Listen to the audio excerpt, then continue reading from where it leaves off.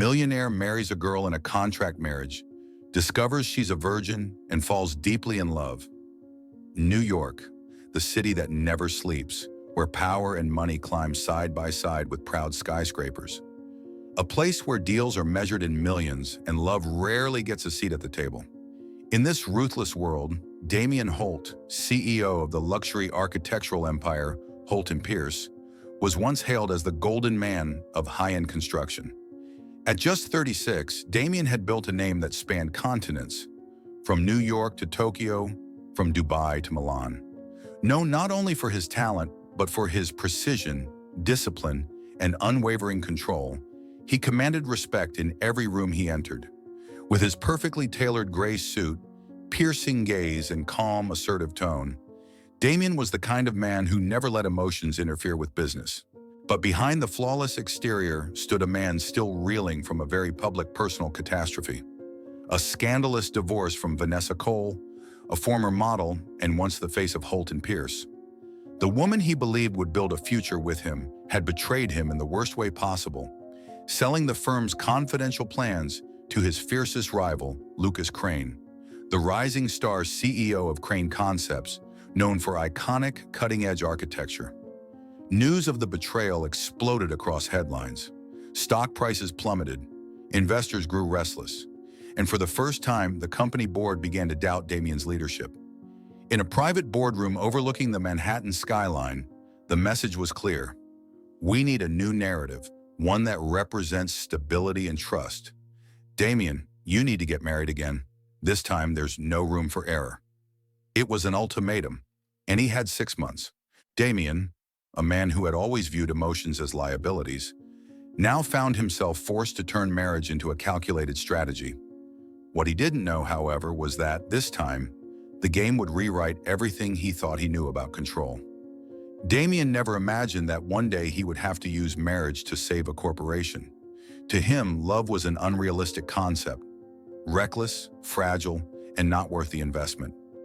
Everything in his life could be calculated, from the blueprint of a skyscraper to the persuasion of a skeptical investor.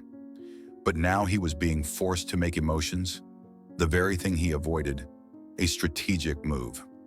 3 days after the board meeting, Damien sat alone in his office, staring at a list of potential candidates prepared by his PR advisors. Famous actresses, politicians' daughters, rising designers with clean public images. With each name, he scoffed. Artificial, predictable, hollow. He needed someone different, someone far removed from this world, someone untouched by the spotlight, uninterested in power, and most importantly, someone he could control. Then came an unexpected suggestion from Lucas, Damien's personal assistant. He mentioned an art interior exhibit in Seattle, where a young sculptor named Sierra Lane had received praise for her collection, Fragments of Silence, works crafted from shattered glass and reclaimed wood, radiating quiet strength and raw emotion. Damien didn't know why the name made him pause, but he booked a flight to Seattle without informing anyone. At the exhibit, in a softly lit room, he saw her. Chestnut hair tied messily, no makeup, crouched down cleaning dust off one of her handmade sculptures. She had no idea she was being watched by one of the most powerful men in architecture. And in that moment, it was her quiet authenticity that caught his attention. He started researching her, 26 years old, top of her class in interior design, yet never employed by a major firm. Her mother, Eliza Lane, was battling terminal cancer, and medical expenses had nearly ruined them. She had declined offers from commercial design houses to preserve her artistic integrity. Headstrong, principled, exactly what Damien needed. A week later, Sierra received a surprising interview invitation from Holt & Pierce. She was stunned. Never had she considered working for a corporate giant like that. But with her financial situation crumbling, she had little choice.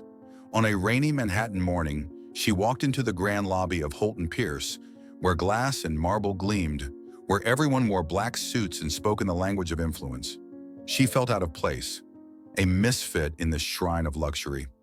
The interview did not unfold as expected. Her interviewer wasn't a recruiter or a creative director. It was Damien Holt himself. He sat behind a walnut desk, cold gaze fixed on her, his voice calm and deliberate. Ms. Lane, are you aware that Holt and Pierce is not a place for dreamers? We need people who are practical and can perform under pressure. Do you think you fit that mold? Sierra didn't flinch. She met his gaze. I'm not a dreamer, Mr. Holt. I'm a hard worker, and I know my worth. Damien nodded slightly. In that moment, he had his answer. She was the one, not for love, but for the perfect emotionless contract that could sell a story. Sierra still couldn't quite understand why she agreed to a second meeting with Damien Holt. Part of it was curiosity, but most of it came from a creeping desperation. Her mother's condition worsening, medical bills piling up, and her artistic future growing dimmer by the day. But when she stepped into Damien's office again, she carried no illusions. There was no interview table, no portfolio discussion, just a thin folder resting neatly on a slate gray leather cover, cold and clinical. I didn't invite you here to offer you a job, Damien said, his gaze fixed steadily on her. I need something else, an agreement. She frowned in confusion. I'm proposing a contract marriage. Silence fell, heavy and thick. Sierra laughed, unsure if it was reflex or disbelief, but the smile vanished when she realized his expression hadn't changed. He was serious, dead serious. 2 years, you'll play the role of my wife in public, attend events, and help protect the company's image. In return, I'll cover all of your mother's medical expenses. Once the contract ends, I'll fund your independent design studio. Sierra stood abruptly, anger rising. I'm not something you can buy. Damien remained calm, pushing the folder toward her. I'm not buying you, Sierra.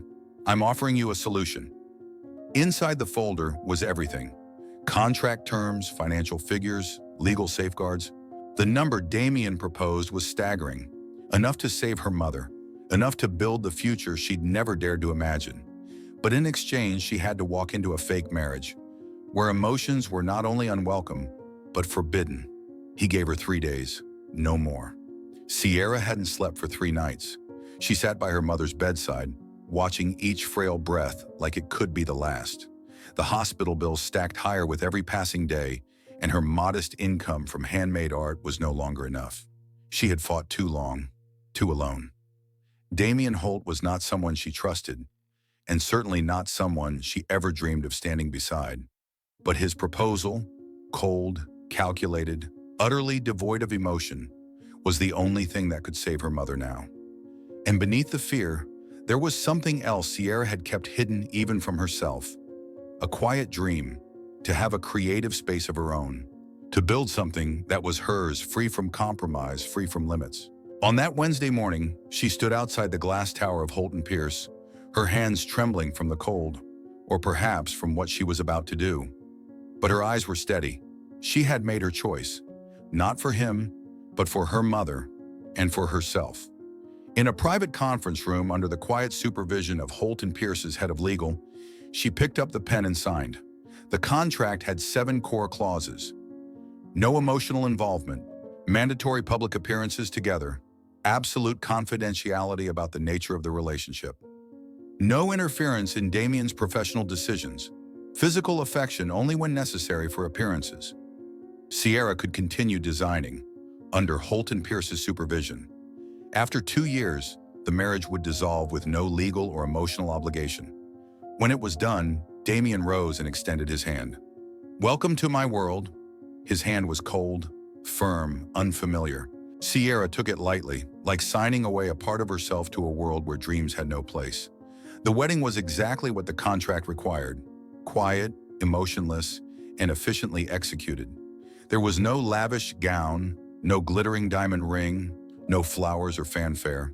Just a brief signing ceremony at a private law office, where vows were replaced with signatures and embossed seals. Damien wore a gray suit. Sierra, a simple beige dress. No one smiled sincerely, but the media was never far behind. Within hours, photos of Sierra exiting Holt and Pierce, hand in hand with Damien, flooded the headlines. Sensational titles like Architecture King Secretly Marries Unknown Artist and Love or PR Strategy lit up every corner of social media. Sierra's life changed overnight. She was moved into Damien's penthouse on the Upper East Side, a sleek, towering glass home overlooking Central Park, where everything was minimal and sterile. Within those glass and steel walls, they lived like strangers. Damien buried himself in work, meetings, and calls. They barely spoke unless required. Sierra, when not attending public functions with him, spent her time in a design studio he had set up, her only anchor to something real. And so began their life together, yet apart, a marriage signed in ink, not in heart.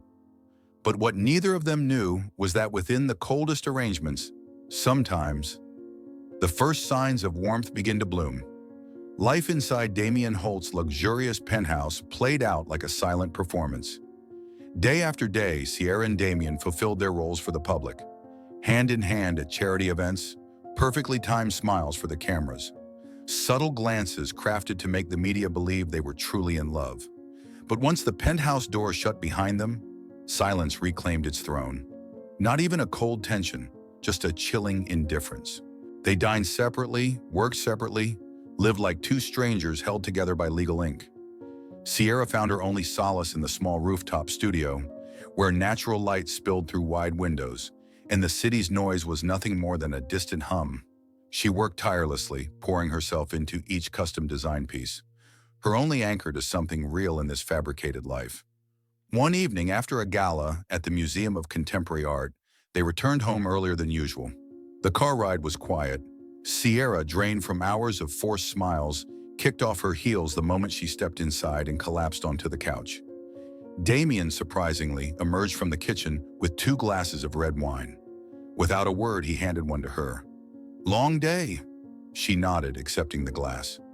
Silence stretched between them, but this time it wasn't heavy. Something had shifted, subtle, like a crack forming in thick ice. "Do you think people actually believe we love each other?" Sierra asked, her voice barely above a whisper. Damien looked up, expression unreadable. "They believe what they want to believe. It's enough for the board, for the investors. And you? Do you believe in love?" The question hung in the air. He was quiet for a long time before finally replying. "I used to." She didn't press. They just sat there, the golden lamp glow wrapping around them like a hush. That night, for the first time, they didn't retreat to their separate rooms. They stayed up talking. Sierra told stories of growing up with her mother in Vermont, about her first art competition win at 16. Damien opened up about his first solo project, and how he didn't sleep for a week after his first professional failure. Under soft lighting, they laughed. Not for show, not for the contract. When he walked her to her room, they paused at the doorway. Sierra turned, hesitant. "Thank you for tonight." He nodded, and then, as if it had waited too long, she leaned in and kissed him. Light, gentle, but full of something real. Damien didn't pull away. He wrapped his arms around her, holding her tightly, like he feared the moment might vanish if he let go. No words were spoken, no explanations needed, just a gaze exchanged, raw, honest, and unexpectedly tender.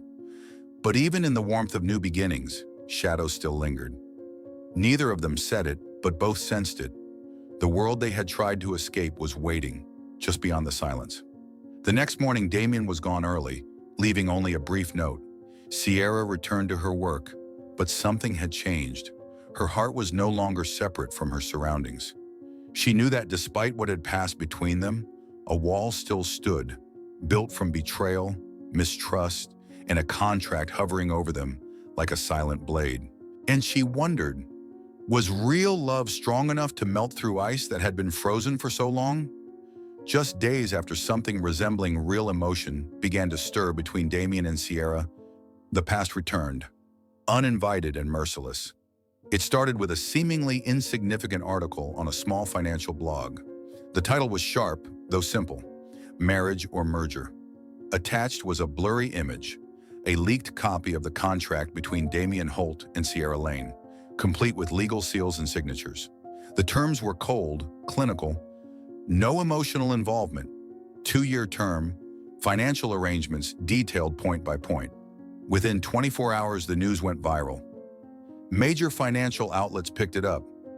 Gossip columns ran wild. Unknown artist marries her way to the top. Contractual love. Damien Holt's greatest design?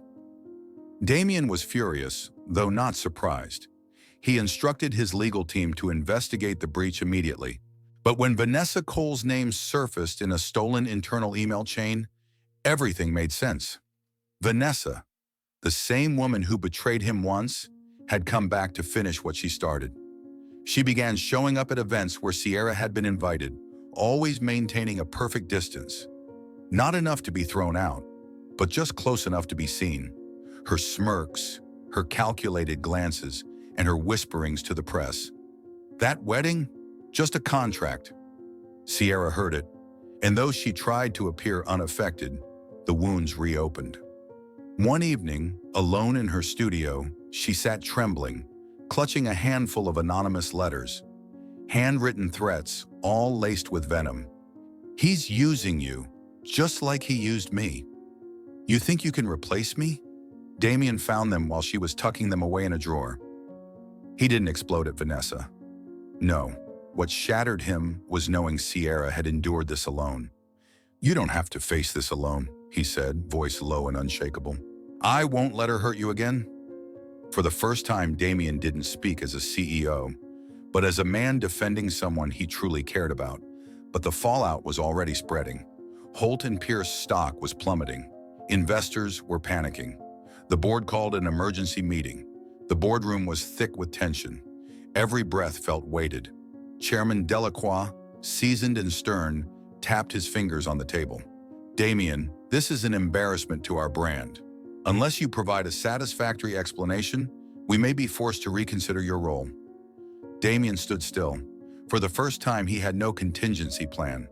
Every calculated step he had taken had led to this moment. Before he could speak, Sierra rose to her feet. She wore a plain white blouse, no jewelry, no pretense, just clear, unwavering eyes. You can question the contract, but you cannot question the feelings that have grown within it. Silence fell like a blanket. Yes, I entered this for financial reasons.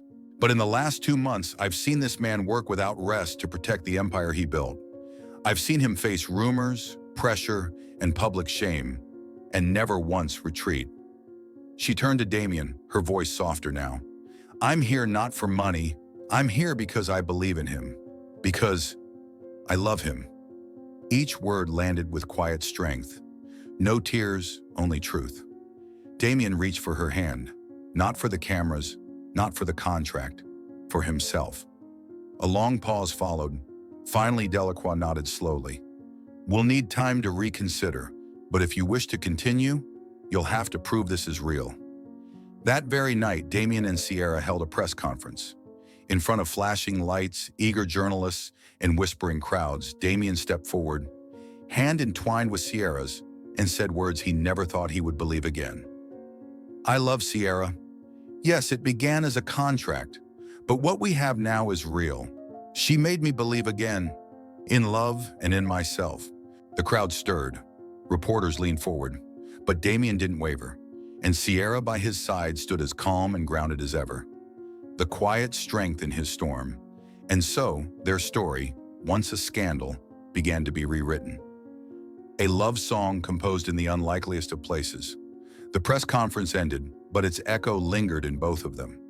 It was no longer a contract, no longer a performance.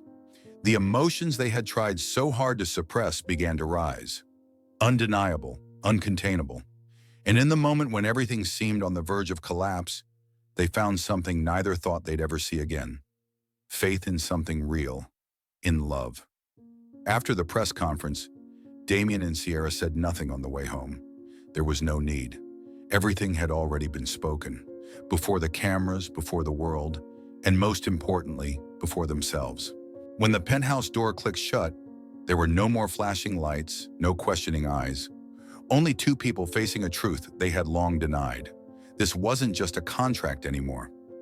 Sierra gently withdrew her hand from his and stepped into the familiar space. But instead of heading to her studio as usual, she turned back to look at him. I didn't think it would go this far. Neither did I. The honesty made them both smile, not out of joy, but relief. Finally, they didn't have to pretend.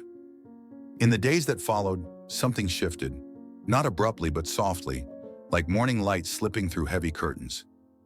Damien began noticing the small things. He made her coffee just the way she liked.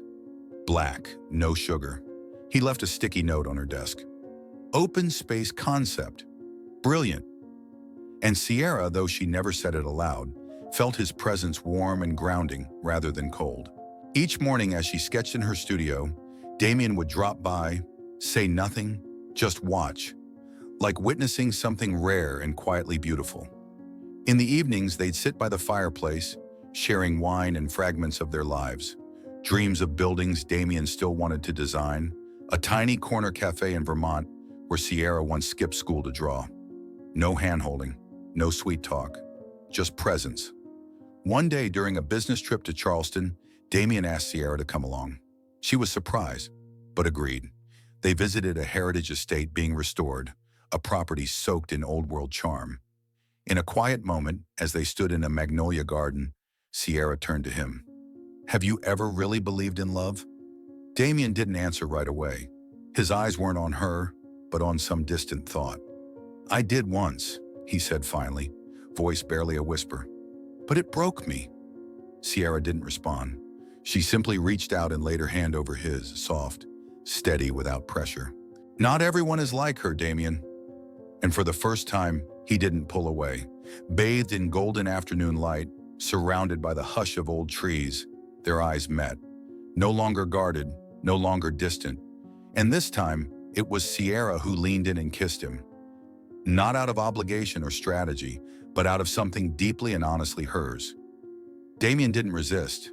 He held her close, not urgently, but like time itself could wait for them. That night, they didn't retreat to separate rooms. They stayed, together. No excuses needed.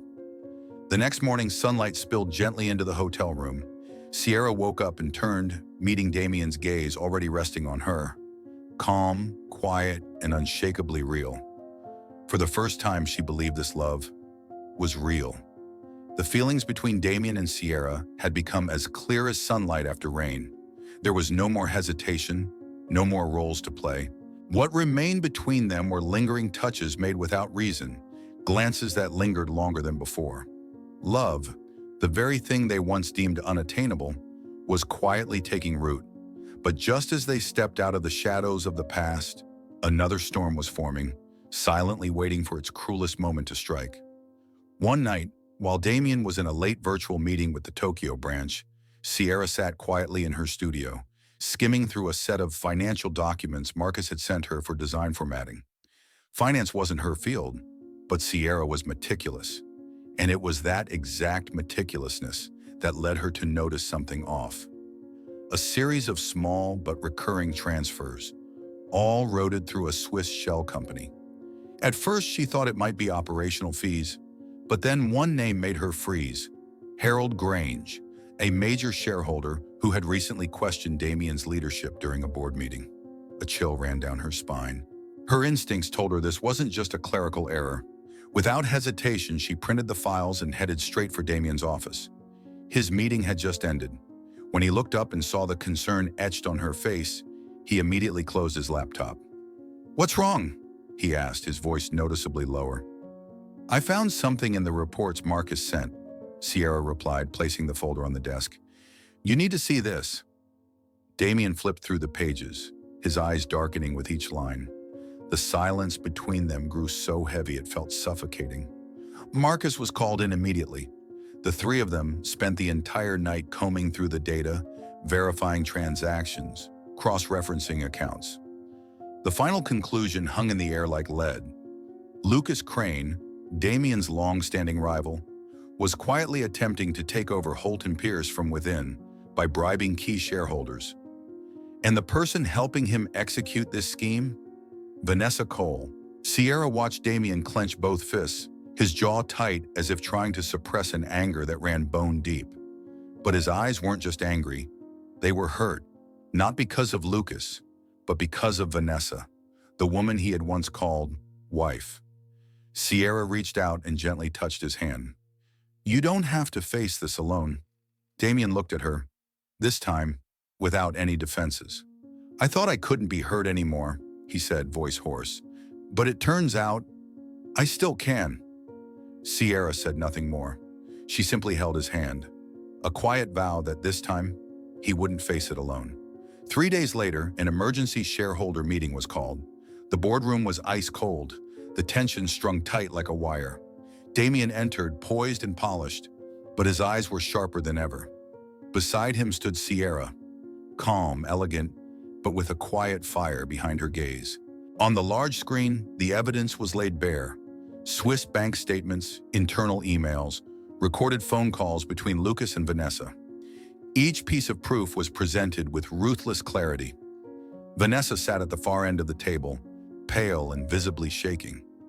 Lucas remained stoic, unmoved, but offered no defense, no denial. Damien didn't need to accuse anyone. The truth was loud enough on its own. Finally, Chairman Delacroix rose, his voice steady but heavy. "Based on the evidence, we will forward everything to the Federal Financial Investigation Unit. Until the matter is resolved, Damien Holt will retain his position as CEO." Whispers echoed across the room. Damien didn't look at Vanessa. His gaze went only to Sierra, who hadn't looked away from him once. After the meeting, they left the boardroom hand in hand, not for the cameras this time, but because they had just faced the storm together. On the grand steps of the Holt & Pierce headquarters, as reporters swarmed them, Damien paused and turned to the cameras. "We've been through a difficult time," he said, voice composed, "but it only strengthened my belief.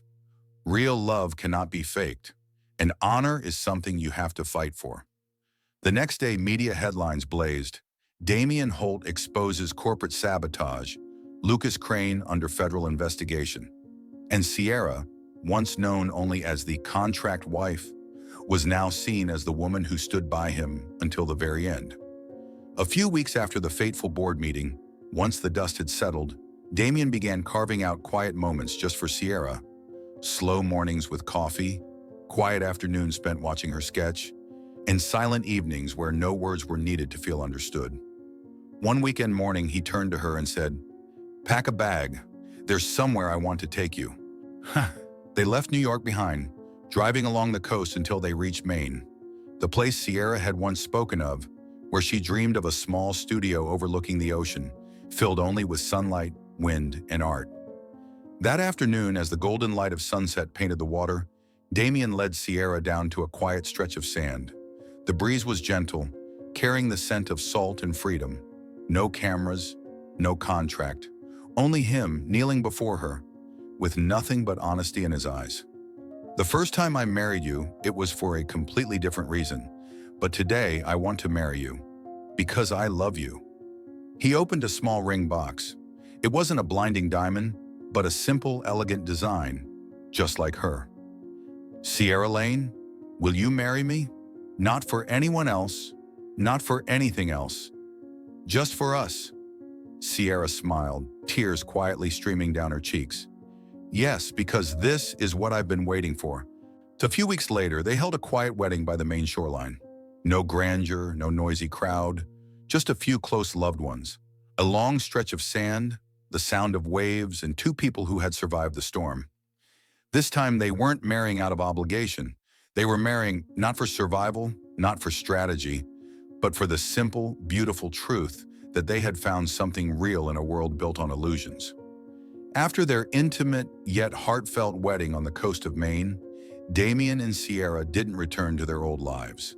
Instead, they began a completely new chapter. Rather than chasing personal glory, they chose to build something that would last far beyond them. From the lessons of their past and the wounds they had once carried, they both understood. Success wasn't defined by status or wealth, but by the impact one leaves behind. And so the Holt Lane Foundation was born, a nonprofit organization with a mission to support young artists and architecture students from disadvantaged backgrounds. The foundation didn't just provide scholarships, it created mentorship programs, internships, and exclusive exhibitions to give a voice to talents who had never had a stage. Damien oversaw strategic planning and investor relations. Sierra, with her empathy and creative heart, worked directly with the artists, guiding them to overcome fear and believe in their dreams. At the same time, Sierra launched a handcrafted interior design brand called Lane, focusing on pieces that blended art and function. The first collection was inspired by fragments of memory, aged wood, raw stone, oxidized metal, all reborn into tables, chairs, lamps, and cabinets that whispered stories of the past. Lane quickly became a phenomenon in the design world. It didn't chase trends or dazzle with opulence, but it touched the hearts of those seeking something real. Meanwhile, Damien, after rebuilding Holt & Pierce with a younger, purpose-driven team, stepped back into an advisory role, passing the leadership to the next generation.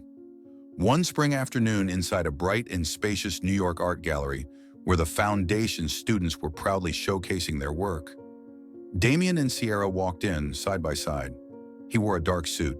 She, a soft linen dress, hair tied loosely, her face glowing. No longer CEO and contract wife, but two equal souls, seasoned by life, rooted in trust. As they stood among the exhibits, watching the young artists passionately explain their creations, Sierra leaned in and whispered, "We've come such a long way." Damien gave her hand a gentle squeeze. "And we're only getting started." And as they stood amidst the vibrant voices of the next generation, their journey no longer felt like a love story born from a contract, but the beginning of a legacy built on love, creation, and the courage to begin again.